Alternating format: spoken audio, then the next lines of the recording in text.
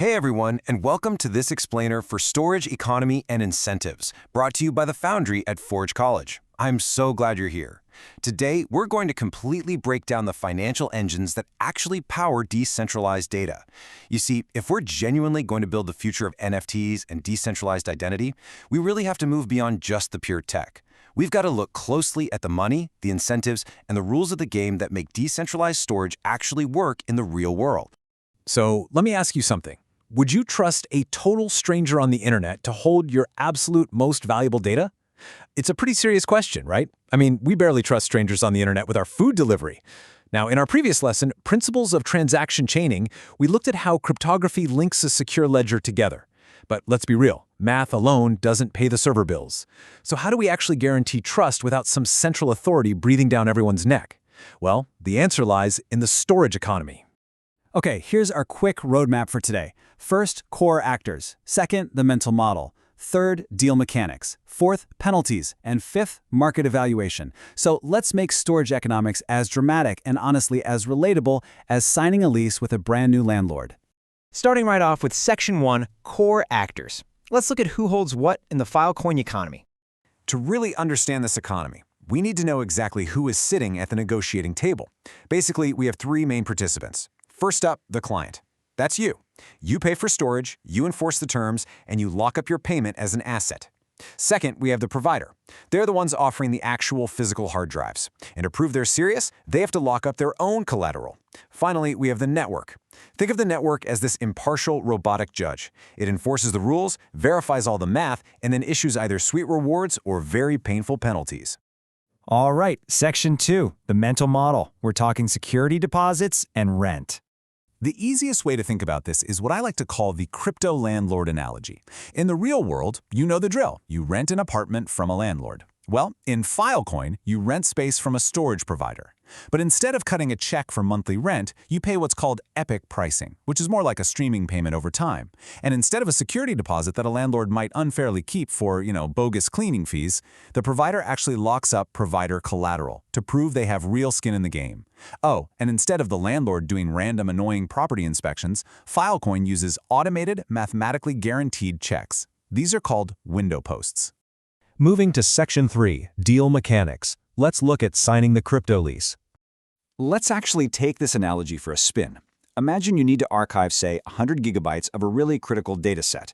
Step 1 is the deal proposal. This is where you tell the market your size, your duration, and your price. Step 2 is escrow. You lock up your funds so the provider knows for sure that you're good for the money. Step 3 is sealing data. The provider literally locks your 100 gigabytes into a sector on their server. And finally, Step 4 brings us to time-based payouts. Now this is key. The provider doesn't just get a giant upfront check. Nope. As they continuously prove they're holding your data, your escrowed funds slowly stream right into their wallet, epoch by epoch. And calculating your total expected rent, it's incredibly straightforward. Your total payment simply equals the agreed price per epoch multiplied by the number of epochs your deal lasts, multiplied by the size factor of your data. It's just a really simple formula, but it lets you perfectly sanity check any deal before you commit a single cent to a provider. Now for Section 4, penalties and enforcement. Or as I like to call it, what happens when the roof leaks? So what actually happens when a server goes offline? Or, the metaphorical roof leaks and the landlord is just nowhere to be found? Well, enter the WindowPoSt. That stands for Window Proof of Spacetime.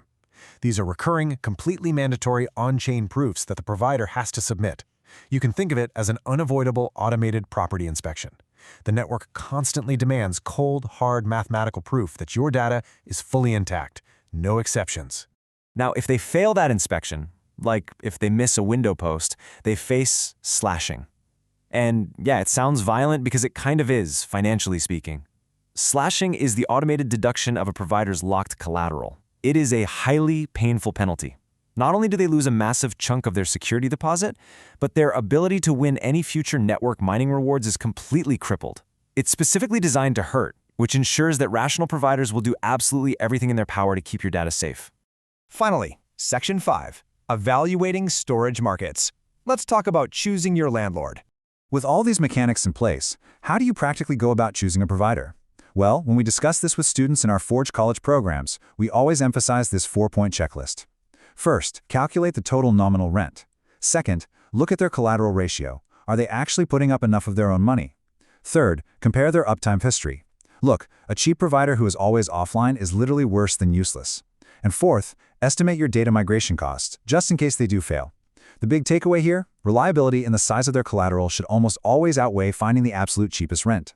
Which leaves us with one final big question to chew on. Are you really willing to risk your data on a provider with rock-bottom rent, but absolutely no security deposit? In this economy, having skin in the game is literally the economic glue that makes IPFS and Filecoin actually work for the future of decentralized identity. If you want to dive deeper into these mechanics or explore a ton of other Web3 topics, head on over to forge.college. Keep learning, and I'll catch you in the next explainer.